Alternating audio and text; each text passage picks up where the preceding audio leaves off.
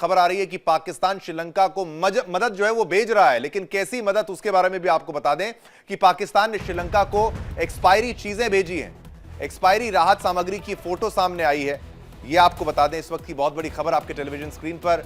पाकिस्तान श्रीलंका को भेज रहा है मदद और एक्सपायरी चीजें सामने आई है और सामग्री की फोटो सामने आई है, जिसकी आप तस्वीरें देख सकते हैं। हर बार की तरह पाकिस्तान फिर से बेनकाब हुआ है। कैसे बेनकाब हुआ है? एक्सपायरी डेट भी आप जरा अगर गौर फरमाएंगे तो देखेंगे कि 2024 इसमें लिखा हुआ नजर आ रहा है। यानी पुराना माल भी कितना पुराना, इतना ज्यादा पुराना कि शर्म आनी चाहिए पाकिस्तान को। ऐसा पुराना माल किसी को भी राहत सामग्री के रूप में अगर आप भेज रहे हैं। खुद को 30 मारखा बनाने के चक्कर में पाकिस्तान ने फिर अपनी बेइज्जती करा ली है। इसको फिर कहते हैं इंटरनेशनल बेइज्जती की कैटेगरी में रखा जाएगा।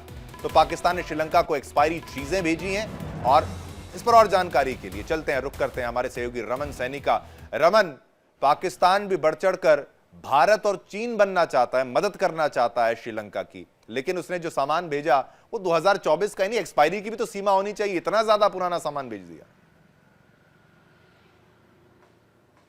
देखिए, निश्चित रूप में शिवम, जिस तरीके से श्रीलंका में जो चक्रवात आया है और चक्रवात से जो भारी तबाही श्रीलंका के अलग अलग इलाकों में देखने को मिली है, उसको लेकर दुनिया भर से राहत सामग्री जो है इस समय श्रीलंका भेजने की तैयारी की जा रही है। कई जगह से जो है वो राहत सामग्री भेजी भी गई है और इसी के एवज में अगर आप देखें तो पाकिस्तान की तरफ से भी राहत सामग्री भेजने का दावा जो है वो किया गया था। लेकिन जब आप उनकी तस्वीरें देखेंगे, जो राहत सामग्री पाकिस्तान से श्रीलंका पहुंची है वो करीबन 1.5 साल एक्सपायरी है। यानी कि अब 2026 में हम एंटर करने वाले हैं, महज 1 महीना ही बचा हुआ है और 2024 की एक्सपायरी जिस पर टैग लगा हुआ है वो सामान पाकिस्तान से श्रीलंका भेजा गया है। वहीं सिर्फ इतना ही नहीं, पाकिस्तान लगातार एक और प्रोपोगंडा करता हुआ नजर आ रहा है। वो भारत पर यह इल्जाम लगा रहा है कि जिस राहत सामग्री को लेकर प्लेन पाकिस्तान से श्रीलंका जा रहा था, उसके लिए इंडियन एयर स्पेस का इस्तेमाल करने की मांग जो है वो पाकिस्तान की तरफ से रखी गई थी, जिसको इंडियन